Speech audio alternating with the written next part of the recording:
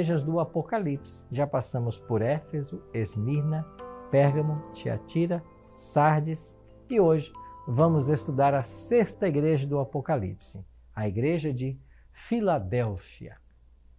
A igreja amorosa. A palavra Filadélfia quer dizer isso, amor fraternal. Era uma igreja amorosa. Vamos entender um pouquinho mais a respeito desta igreja.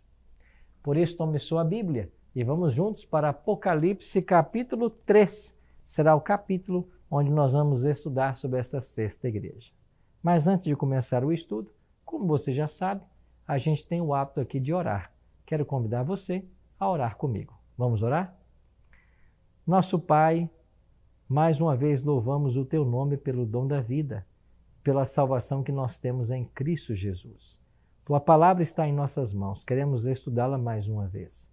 Mas para isso, queremos convidar o Teu bom e Santo Espírito para que Ele nos assista, para que Ele seja o nosso professor e nos oriente no aprendizado que precisamos ter. Nos abençoa agora, Pai, ao estudarmos o Teu livro sagrado. Oramos em nome de Jesus. Amém. Muito obrigado por ter orado comigo. Vamos então ao texto. Apocalipse capítulo 3, versos 7 a 13. O texto sagrado diz assim: Ao anjo da igreja em Filadélfia escreve: Estas coisas diz o santo, o verdadeiro, aquele que tem a chave de Davi, que abre e ninguém fechará, e que fecha e ninguém abrirá. Conheço as tuas obras. Eis que tenho posto diante de ti uma porta aberta, a qual ninguém pode fechar. Que tens pouca força, entretanto guardaste a minha palavra e não negaste o meu nome. Eis que farei que alguns dos que são da sinagoga de Satanás, desses que a si mesmos se declaram judeus e não são, mas mentem, eis que os farei vir e prostrar-se-ão aos teus pés. Conhecerei que eu te amei, porque guardastes a palavra da minha perseverança. Também eu te guardarei da hora da provação que há de vir sobre o mundo inteiro, para experimentar os que habitam sobre a terra. Venho sem demora. Conserva o que tens, para que ninguém tome a tua coroa. Ao vencedor, falo-ei coluna no santuário do meu Deus, e daí jamais sairá. Gravarei também sobre ele o nome do meu Deus, o nome da cidade do meu Deus, a Nova Jerusalém, que desce do céu, vinda da parte de Deus, e o meu novo nome. Quem tem ouvidos, ouça o que o Espírito diz às igrejas. Esta é a sexta carta enviada por Jesus a uma igreja nos dias de João, a igreja de Filadélfia. A cidade, hoje a cidade de Al-Azehir, está construída sobre a antiga Filadélfia. Esta é uma foto da moderna cidade que ocupa o local onde outrora estava a cidade de Filadélfia.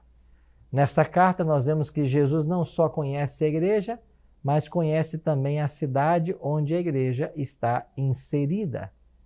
Era a cidade mais nova e mais oriental na rota do correio imperial. E por essa proximidade com o Oriente, era chamada também de a cidade da porta. Esse é um título que a cidade também recebia. Um segundo ponto é que Jesus não só conhece a igreja, mas ele apresenta-se como a solução para os seus problemas. E aqui são destacados alguns problemas nessa igreja. Primeiro delas, ou deles, os mestres judeus denominavam-se santos. Jesus se apresenta como santo e chama a sinagoga de Filadélfia de sinagoga de Satanás. Certamente, isso é uma alusão aos falsos crentes que haviam ali, aqueles que professavam uma coisa e viviam outra. Você sabe que nada pior do que alguém que é incoerente e hipócrita. Alguém que professa uma coisa e vive outra. Nada pior. Contra esses, Jesus faz uma severa advertência e até os rotula como sinagoga de Satanás. Um outro detalhe que chama a atenção nessa carta é que os mestres judeus se vangloriavam de sua santidade, mas não guardavam a palavra de Cristo. Mas havia, mesmo na igreja de Filadélfia, aqueles que guardaram a palavra. Por isso ali havia um cristianismo forte, uma igreja fiel. E a força da igreja não estava nela, mas estava em Cristo. Para uma igreja perseguida, ela oferece amor. Daí vem a palavra Filadélfia. Você vai se lembrar que cada igreja do Apocalipse aponta para um período da história, né? A igreja de Filadélfia, que existia lá nos dias de João, no final do primeiro século, aponta também para um período na nossa história. E esse período vai falar de um período de grandes reavivamentos. Uma igreja que experimentou o verdadeiro amor. Hoje, muitas igrejas têm trocado o evangelho de Cristo por um falso evangelho. Mais palatável, mais popular, mais adocicado. Um evangelho que é mais centrado no homem e menos em Deus. No entanto, é o protetor da igreja e as portas do inferno não prevalecerão contra ela, porque Cristo é um muro de fogo ao redor da sua igreja. E nós não podemos permitir que essa busca por popularidade nos afaste da pureza e santidade que há em Cristo. Infelizmente, hoje, muitas pessoas encaram a igreja como um shopping center. No shopping você vai passeando e a loja que você mais se agrada, você entra para fazer as suas compras. Muitos estão olhando para as igrejas hoje como vitrines de um shopping center. E aquilo que mais me agrada é para onde eu vou. Não deveria ser assim. Nós deveríamos estar onde a palavra é ensinada. A religião não pode ser antropocêntrica, ela precisa ser teocêntrica. A religião não pode estar fundamentada nos meus valores, nos meus gostos pessoais, porque cada um diverge. A religião autêntica e verdadeira, ela está pautada exclusivamente em Cristo e em sua palavra. E esta é a única segurança que nós temos para não perdermos o rumo do céu. É interessante perceber que Jesus conhecia cada detalhe desta igreja. Não apenas desta, mas de todas as igrejas. E você vai se lembrar que para a igreja de Esmirna e também para esta igreja de Filadélfia, Jesus guardou apenas elogios. Para as outras igrejas, como Éfeso, Sardes, Pérgamo e Tiatira, havia também elogios, mas haviam críticas. Para a igreja de Laodiceia, só havia crítica, nenhum elogio. Mas para a igreja de Filadélfia, a igreja desse período que estamos estudando, bem como para a igreja de Esmirna, havia apenas elogios. Ou seja, era uma fé que estava sendo provada, mas aprovada. A despeito das dificuldades que eles estavam enfrentando, a igreja avançava. Esse gráfico nos ajuda a entender, mais uma vez, os 7 períodos pelos quais a igreja cristã passaria. Já viajamos por Éfeso, Esmirna, Pérgamo, Tiatira, Sardes e hoje Filadélfia. Esse período começa em 1798 e vai até o ano de 1844. Aí você pergunta, pastor Arilton, quais foram os eventos que marcaram essas datas? Por que vocês estão dividindo as igrejas do Apocalipse nesses períodos? Bom, você vai entender que em 1798 teve fim aquilo que chamamos de supremacia papal. De acordo com os livros apocalípticos da Bíblia, Daniel e Apocalipse, essa supremacia papal duraria 1260 anos. E ela começou lá, no ano 538, e se estendeu até 1798. Então, quando o Papa Pio VI foi preso por ordem de Napoleão Bonaparte, é que nós temos o início do período de Filadélfia. A carta dirigida à igreja de Filadélfia compreende, então, o 6º período histórico de um povo, contra o qual as portas do Hades, do inferno, não prevaleceriam. E depois de suportar com firmeza as intensas perseguições durante o período negro da história, que eu acabei de me referir, você tem agora uma volta ao cenário mundial, a pregação do Evangelho, até os confins da terra. Então a igreja experimentou, através do movimento milerita e dos seus seguidores, um grande reavivamento espiritual.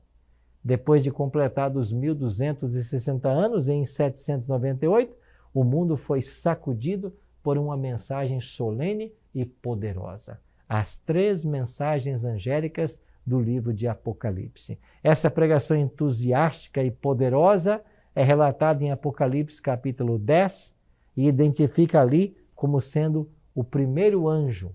E você vai encontrar no capítulo 14 os 3 anjos. Cada um desses 3 anjos tinha uma mensagem crucial para ser apresentada. O primeiro anjo diz: temei a Deus, dai-lhe glória, pois chegada a hora do seu juízo, e adorai aquele que fez céu, terra, mar e fonte de águas. Ou seja, o primeiro anjo chamava a sua atenção para 2 doutrinas. O juízo já havia chegado e que nós deveríamos adorar aquele que criou todas as coisas. O segundo anjo, que aparece em Apocalipse 14, 9, vem com a advertência: caiu, caiu a grande Babilônia e se tornou morada de demônios, covil de toda espécie de animal imundo. Essa queda de Babilônia profetizada por esse segundo anjo fala justamente da desmascaração, de tornar claro as mentiras que até então estavam sendo ensinadas. Desmascarar Babilônia é mostrar os erros que ela tem ensinado. E a gente combate a mentira com a verdade. É por isso que Jesus declarou: conhecereis a verdade e a verdade vos libertará. Nós só podemos ser libertos por Cristo e por sua verdade quando nós a conhecemos.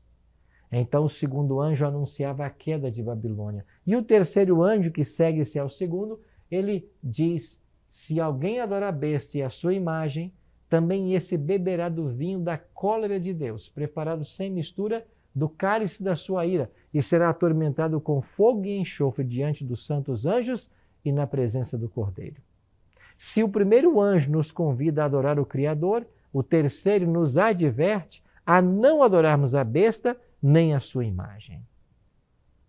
Pois essas 3 mensagens foram fervorosamente pregadas dos anos 1842 a 1844, no então conhecido como Movimento Millerita. E esse movimento millerita tem sua raiz em Guilherme Miller. Esse fazendeiro, membro da Igreja Batista, gastou anos e anos estudando a Bíblia e chegou à convicção de que Jesus voltaria por volta de 1843. A Bíblia voltou a ser estudada e eles então chegaram à seguinte compreensão: nós acertamos a data, mas erramos o evento. O ano 1844 está na profecia, mas não é a volta de Cristo. O que seria então? Eles entenderam que seria uma nova fase do ministério de Cristo no santuário celestial. Assim, esse grande movimento de retorno à Bíblia, de exaltação das verdades, fez com que a palavra de Deus fosse difundida pelo mundo inteiro. E você tem aqui as datas em que as sociedades bíblicas foram sendo estabelecidas. A britânica em 1804, a russa em 1812, a alemã em 1813, a americana em 1816, a francesa em 1822, a sueca em 1834, em Berlim em 1845 e no Brasil em 1848. Ou seja, a palavra de Deus foi fortemente distribuída pelos 4 cantos da terra. Então os anjos que pregavam o evangelho eterno teve agora o apoio da literatura impressa e a Bíblia foi colocada na mão das pessoas. Nessa carta também, Jesus é descrito como aquele que tem uma porta aberta. Ele abre e ninguém pode fechar. Ele tem a chave e ele também promete nos fazer colunas. Essa porta aberta, ela fala de uma oportunidade. É a oportunidade de salvação. Jesus mesmo disse: eu sou a porta. Larga é a porta que leva à perdição, mas estreito e apertado é o caminho que conduz para a salvação. Jesus disse que ele é a porta e quem entrar por ele terá vida e vida eterna. Um outro detalhe dessa carta é que a porta do santuário celestial também seria aberta por essa ocasião. Você sabe que depois do grande desapontamento millerita, vivido nos anos 1844, os cristãos decepcionados voltaram ao estudo da Bíblia. E eles agora entenderam de que Jesus não voltaria lá no dia 22 de outubro de 1844, como haviam pensado, mas que lá começaria uma nova fase do ministério de Cristo no santuário celestial. Então ficou claro para todos eles que Jesus desenvolveria, com base na tipologia do santuário terrestre, um ministério bifásico, onde ele atuaria como sacerdote e como sumo sacerdote. Eu queria gastar um tempinho mais com você nesse slide. Desde o ano 31, o ano da morte e ascensão de Cristo, até 1844, Jesus atuou no santuário celestial como nosso sacerdote. Assim como lá em Israel havia o sacerdote que recebia os pecadores e os ajudava na cerimônia da obtenção de perdão. É por isso que João, em sua primeira carta, capítulo 2, verso 1, declara: filhinhos meus, essas coisas vos escrevo, para que não pequeis. Se todavia alguém pecar, temos um advogado junto ao Pai. Jesus Cristo é esse sacerdote que está junto ao Pai. E quando nós pecamos, nós temos que ir até Ele em busca do perdão divino. Então, a primeira fase do ministério de Cristo no santuário lá no céu começa no ano 31, ano da sua ascensão, e se estende até 1844. Quando chegamos ao ano 1844, temos o cumprimento da profecia das 2.300 tardes e manhãs. Agora Jesus daria início a uma nova fase do seu ministério lá no céu. Não seria a volta à terra como Miller e outros pensaram, mas seria agora uma nova fase. Jesus passaria a atuar como sumo sacerdote. E assim como aqui no santuário terrestre, depois no templo de Salomão, o sumo sacerdote entrava uma vez por ano no Santo dos Santos, no segundo compartimento, nessa mesma data, 1844, Jesus transporia o segundo véu, saindo do Santo para o Santíssimo. E lá ele começaria então uma obra de sumo sacerdote, ou seja, uma obra de juízo. É por isso que o primeiro anjo de Apocalipse anuncia: temei a Deus, dai-lhe glória, pois chegada é a hora do seu juízo. Isso mesmo, o juízo começou. Quando? Em 1844. E quando esse juízo terminar, todos os casos estarão decididos para a salvação ou para a perdição. Você percebe quão central é na Bíblia e também nesta carta a Filadélfia a mensagem do santuário celestial? Aquilo que Jesus está fazendo nesse exato momento por nós no santuário? E como parte desta obra que ele desempenha no santuário, Jesus tem a chave, ou seja, ele tem a autoridade para abrir a porta da salvação para todo aquele que deseja. É ele que tem a chave da evangelização. É ele que envia o Consolador como seu representante para cuidar e abençoar a igreja enquanto prega o Evangelho.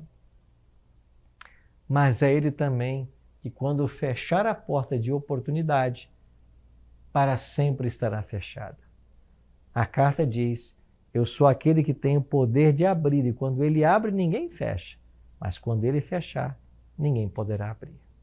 Ou seja, enquanto Jesus está no segundo compartimento do santuário celestial, é o tempo de oportunidade de salvação para todos nós.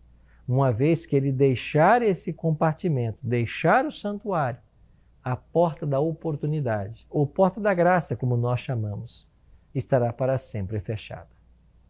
Isso quer dizer, meu amigo, que eu e você precisamos nos preparar, porque só haverá graça disponível enquanto Jesus estiver no santuário. E como as outras cartas, a carta à igreja termina com uma promessa: ao vencedor será feito coluna no santuário de Deus. Em Jerusalém não haverá mais terremotos. A igreja será indestrutível e nós teremos colunas no santuário de Deus. O que significa ser coluna no santuário de Deus? Interessante que os apóstolos foram chamados de colunas de Deus. Pedro, Paulo, homens de fé, homens de lealdade, homens que se entregaram completamente à obra do Senhor. Esses eram os colunas do tempo apostólico. Eu e você temos o privilégio de sermos também colunas no templo de Deus. Significa que nós estaremos ali como representantes da verdade. Nós estaremos ali como os vencedores que alcançaram a graça do Senhor Jesus. E para sempre estaremos numa posição de destaque ao lado de Cristo. Seremos exaltados por Ele mesmo diante dos santos anjos, como Ele prometeu. Não existirá privilégio maior do que esse. Essa porta da oportunidade está aberta hoje. A chave que Jesus tem para abrir ou fechá-la fala de sua autoridade. Já a coluna fala da segurança do vencedor. Assim como uma coluna traz segurança ao edifício, é a segurança que os vencedores têm de que em Cristo eles estarão livres para sempre do pecado, do sofrimento e da morte. Em cada carta, Jesus tem uma mensagem e ele conclui a mensagem dizendo: quem tem ouvidos para ouvir, ouça o que o Espírito diz às igrejas. Meu prezado amigo, minha prezada amiga, enquanto estudamos a Bíblia, é o Espírito Santo que nós precisamos ouvir. Nós precisamos ouvir a voz dele nos falar e nos orientar. E hoje ele está falando para você que tem andado longe dos caminhos do Senhor. Hoje Jesus está falando para você que tem se afastado das verdades da palavra de Deus, que tem fraquejado nas questões espirituais. O Espírito Santo está falando com você que há tempos mais não pisa numa igreja. Quem sabe no passado ou na infância, você até foi muito fervoroso nas questões religiosas, mas hoje está completamente longe dos caminhos do Senhor. Pois a mensagem de Filadélfia é para você, para que você volte à sua posição inicial, para que você volte ao seu primeiro amor, para que você volte de onde você caiu. Esta é a mensagem para você. Sim, meu querido amigo, minha querida amiga, a porta que você precisa que seja aberta, ela será, porque Cristo deseja a sua salvação. Cristo deseja a salvação de todo ser humano. Ele morreu por todos. Infelizmente, nem todos o aceitam como Salvador pessoal. Mas todos aqueles que o aceitarem, Jesus dará a eles o poder de serem feitos filhos de Deus. Eu e você temos hoje a oportunidade de entrarmos por essa porta que Jesus nos abriu, de irmos à presença desse sacerdote que pode perdoar o nosso pecado e de confiar nesse sumo sacerdote que está executando o juízo nesse exato momento, mas um juízo que é a favor de todos nós. Ora comigo. Pai, muito obrigado, Senhor, pelo privilégio que nós temos de conhecermos essa verdade, de que o Senhor está agora no santuário celestial, trabalhando a nossa salvação.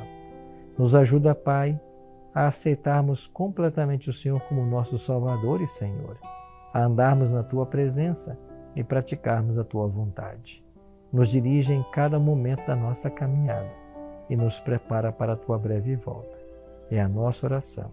Em nome de Jesus. Amém.